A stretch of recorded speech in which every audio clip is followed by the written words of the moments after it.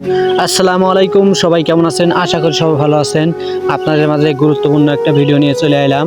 আপনারা দেখতে থাকুন, সঙ্গে থাকুন, আর লাইক কমেন্ট শেয়ার করে দেবেন, অন্যকে দেখার সুযোগ করে দেবেন।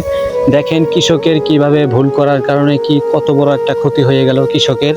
কারণ এই যে আপনি দেখতে পাচ্ছেন ফাঁকা ভুঁই, এটা কিন্তু ফাঁকা ছিল না।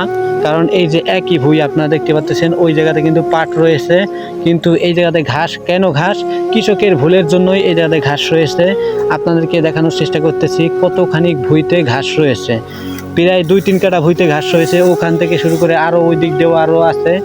ভুল ওষুধ প্রয়োগের কারণে এই ক্ষতিটা কৃষকের হয়েছে। কারণ পেঁয়াজের ভুঁইয়ের, হালির ভুঁইয়ের ওষুধ উনি পাটের ভুঁইতে মারছে ঘাস মারার জন্য।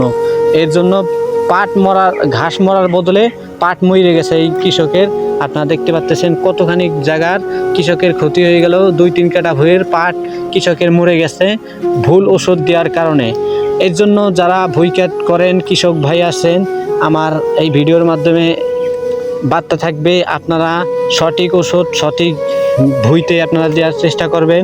কারণ ভুলভাল ওষুধ যদি ভুলভাল জায়গায় দেন, তাহলে আপনাদেরও এই কৃষকের মতন এরকম পরিস্থিতির শিকার হইতে পারেন। কারণ এই কৃষক ভুল করছে, এইবার ভুল করছে, আর কোনো দিন এই ভুল থেকেই যদি সতর্ক হয়ে যায়, এই ভুল থেকেই সে যদি শিক্ষা নেয়, তাহলে ওই কৃষক সামনে আর এই ভুলটা করবে না। এর জন্য আপনাদের কাছেও আবদার, যারা ভুঁই কাট করেন, যেই জায়গার ওষুধ সেই জায়গায় মারবেন। আপনারা পেঁয়াজের ভুঁইয়ের, হালির ভুঁইয়ের ওষুধ আপনারা পাটের ভুঁইতে মারবেন না। পাটের ভুঁইয়ের ওষুধ আপনারা, ঘাস মরা ওষুধ আপনারা পেঁয়াজের ভুঁইতে মারবেন না। যে জায়গার ওষুধ সেই জায়গায় মারবেন। আপনারা যদি উল্টাপাল্টা প্রয়োগ করেন, তাহলে আপনাদের এরকমই দশা হবে। ধন্যবাদ সবাইকে, ভালো থাকবেন। লাইক কমেন্ট শেয়ার করে অন্য কৃষক ভাইকে দেখার সুযোগ করে দেন। সবাই ভালো থাকবেন। আসসালামু আলাইকুম।